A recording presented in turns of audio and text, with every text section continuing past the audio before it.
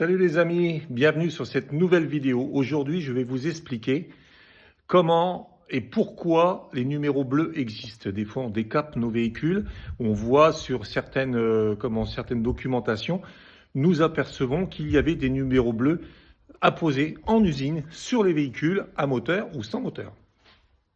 Alors voilà, ici, un petit exemple sur une remorque de Jeep.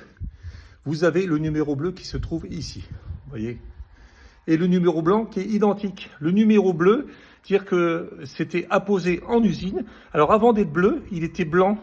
C'était vraiment les tout premiers numéros étaient blancs, en 5 cm de haut.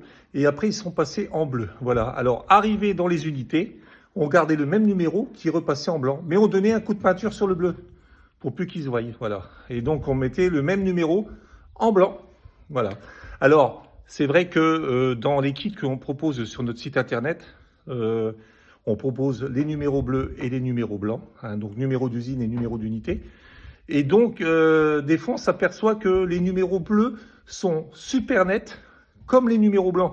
Alors, il ne faut pas hésiter à les passer, à remettre de la peinture dessus et tout, parce que à l'époque, ils remettaient un coup de kaki vite fait, et puis suivant les conditions ou les terrains où ils se trouvaient, c'était plus ou moins bien fait.